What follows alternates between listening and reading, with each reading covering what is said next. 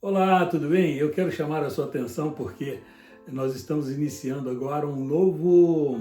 O canal tem um novo nome, Vendo o Invisível. E eu gostaria que você que gosta daquilo que a gente publica, nós temos publicado bem pouco, né? Bem poucos vídeos, mas eu gostaria que, devido à intensidade do tema que estaremos abordando, e também, principalmente, a necessidade de estarmos conscientes da realidade espiritual, nós estaremos, então, eu peço a você, né, que passe para outras pessoas, porque eu tenho certeza que isso será de muita importância para elas, tá bom?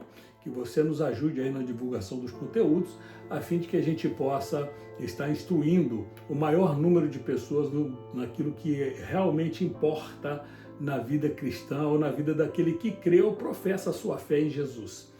Pois bem, esse vídeo não é um vídeo sobre política, mas eu quero falar algo que aconteceu em 2021, antes das eleições para presidente no Brasil que ocorreram em 2022. Naquela oportunidade, eu tive a oportunidade de fazer um vídeo de 6 minutos, 7 minutos, na qual eu dizia que porque o presidente favorito na época, Bolsonaro, não seria reeleito. Eu não quero me meter a profeta, mas nós precisamos ter um entendimento de todas as circunstâncias que envolvem uma determinada situação e saber qual será a sua implicação na decisão final, naquilo que vai ocorrer no final, no frigir dos ovos.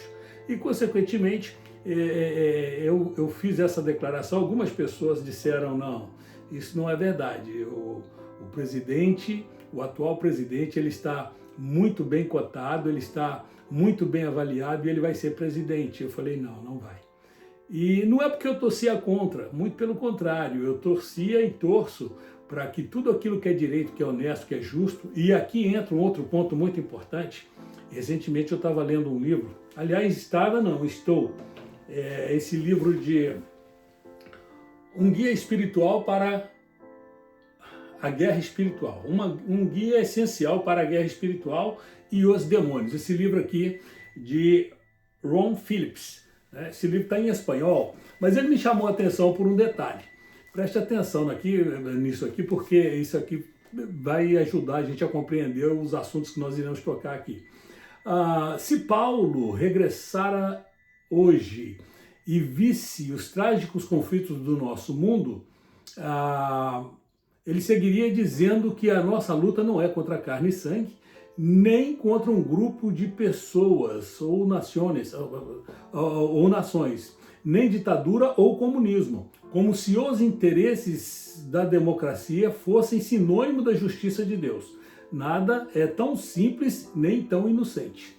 Então, quando ele cita esse texto aqui num livro que eu leio nesse ano de 2026, eu falei, puxa vida, é o ponto que muitas vezes a armadilha que nós caímos nela, nós muitas vezes defendendo a coisa certa, nós agimos da maneira errada. Por quê?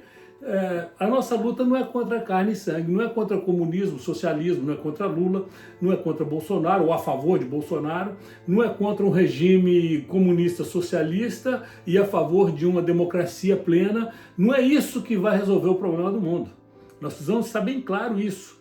Tá? Porque nós temos visto hoje que aqueles que se julgam do bem, aqueles que se julgam de Deus, eles defendem um determinado partido e um determinado homem como se aquilo fosse a solução da humanidade. Não, não é. A humanidade, sem Deus, ela continua corrompida, ela continua perdida. É como Efésios capítulo 2 diz, o homem está morto nos seus delitos e pecados. Consequentemente, ele precisa o quê? Ele precisa ressurgir, ele precisa da ressurreição, ele precisa nascer de novo.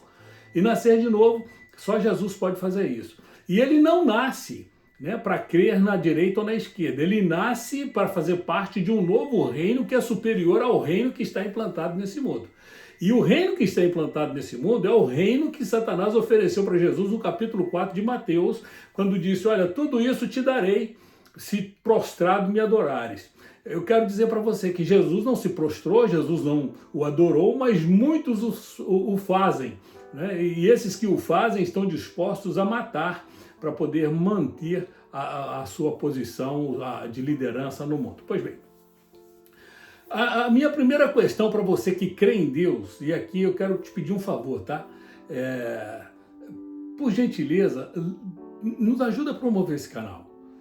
Porque eu penso que o conteúdo que está sendo gerado, que será gerado aqui, ele será de suma importância para a vida espiritual de muitos, para o despertamento de muitos. Porque eu tenho certeza plena que aquilo que o Senhor Jesus gostaria que fosse pregado e que fosse ouvido dos púlpitos não está sendo.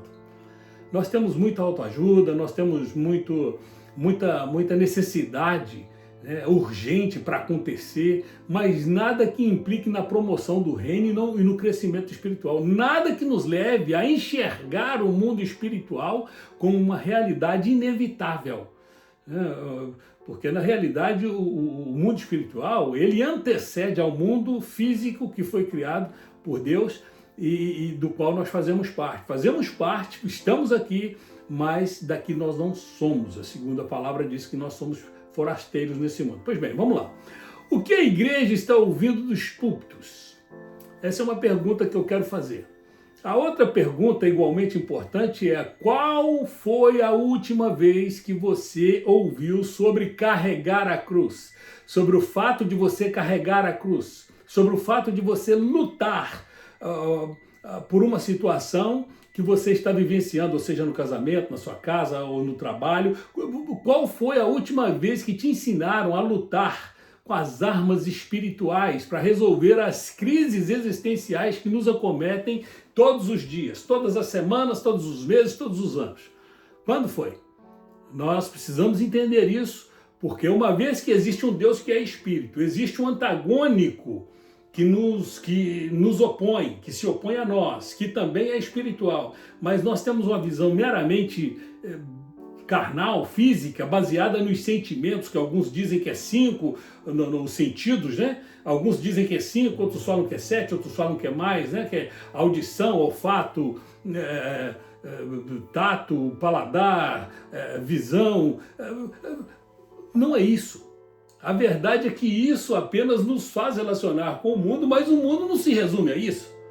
Eu não vou conseguir relacionar com o mundo espiritual baseado nos sentidos que eu fui dotado no meu corpo físico. Não é? Então, se eu não tiver esse despertamento, uma palavra que eu meditava hoje pela manhã com a minha família foi o texto de Hebreus capítulo 11, parece que o verso 23. Cadê? Tem um monte de Bíblia, mas nenhuma mal que tem.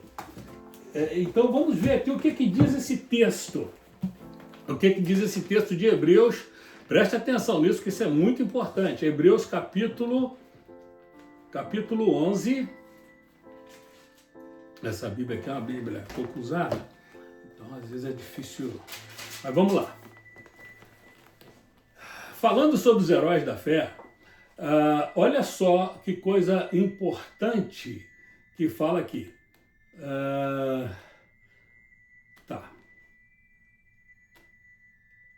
O verso 27, 11 e 27. Pela fé deixou o Egito não temendo, falando sobre Moisés. Pela fé deixou o Egito não temendo a ira do rei, ficou firme porque viu aquele que é invisível.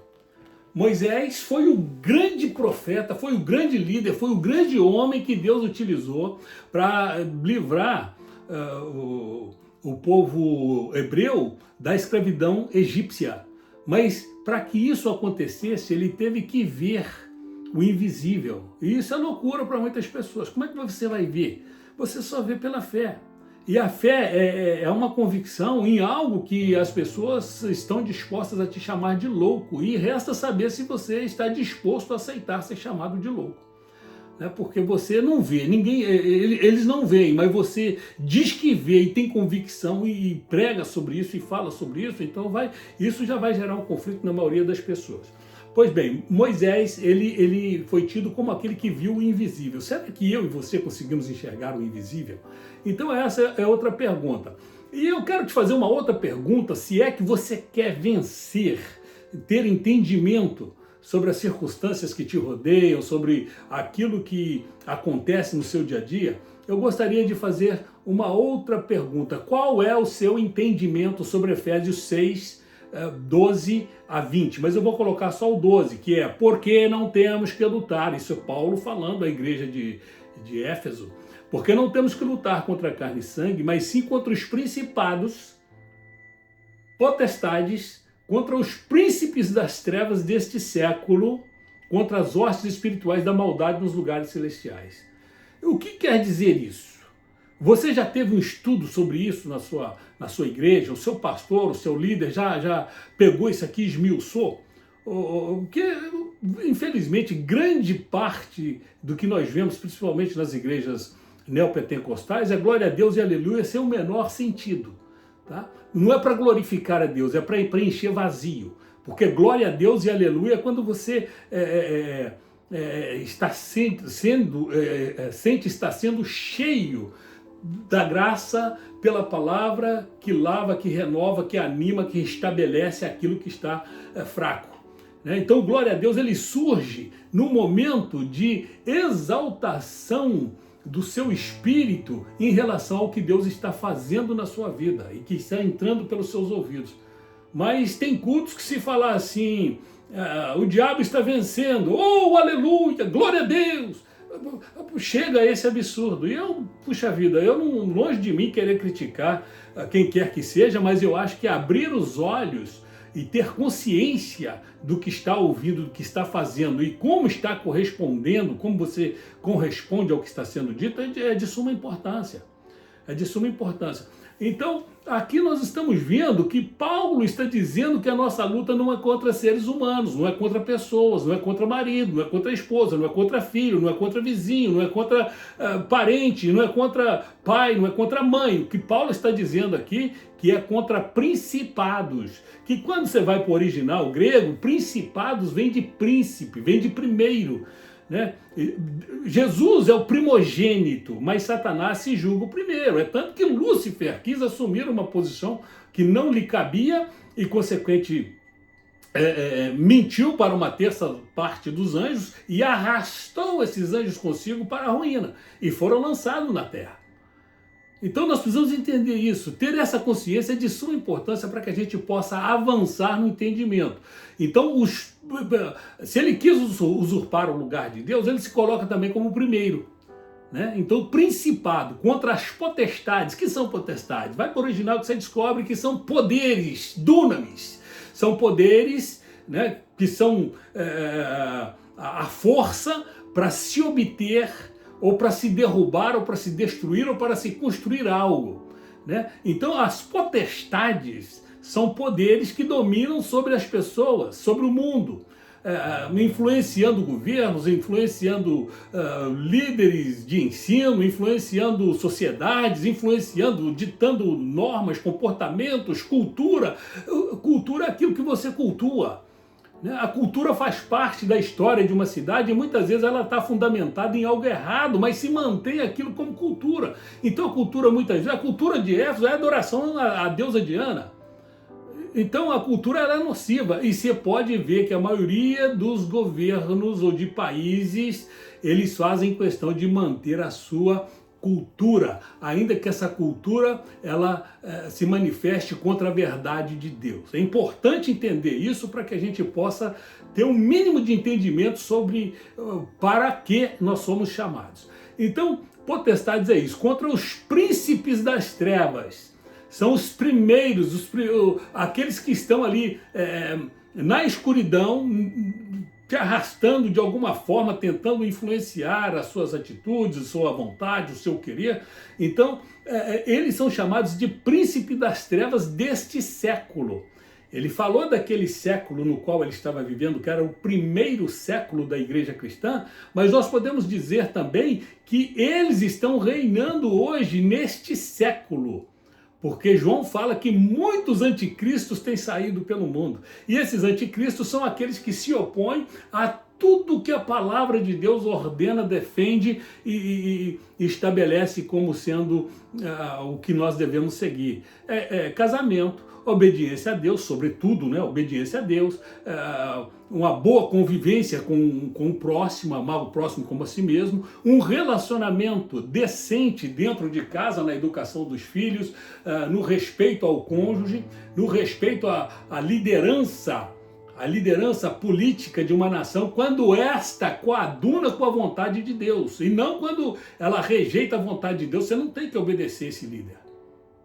Eu não estou aqui pregando nenhuma desobediência civil ou a quem quer, qualquer tipo de governo, mas eu estou pregando ou manifestando que, em primeiro lugar, a obediência ela deve ser dada a Deus, o Criador, iniciador e aquele que é capaz de destruir qualquer coisa. Então, quando nós entendemos aqui que príncipes das trevas deste século, nós devemos ter conhecimento deles a fim de combatê-los, Paulo segue dizendo, a nossa luta também são contra as hostes espirituais da maldade nos lugares celestiais. São grupos de demônios, de espíritos que estão nos ares, influenciando vai no capítulo 10, 9 ou 10 de Daniel, que você vai ver demônios de nações se interpondo a um anjo de Deus que vem trazer uma resposta pela qual Daniel havia orado. E aquela resposta que havia sido enviada num primeiro momento, ela encontra uma resistência de um espírito dos ares, né, que tenta subverter, que tenta acabar com o propósito que Deus havia estabelecido ali de entregar aquela mensagem para Daniel. Pois bem, esse é o ponto.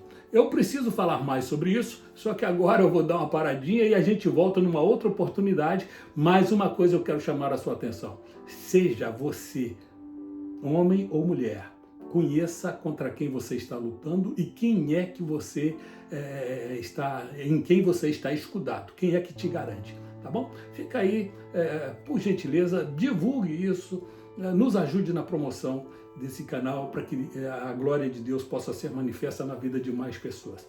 Um grande beijo, um grande abraço, que Deus te abençoe, te guarde, te oriente, te dê paz, te ilumine e nos dê vitória contra as trevas, em nome de Jesus. Eu fico por aqui.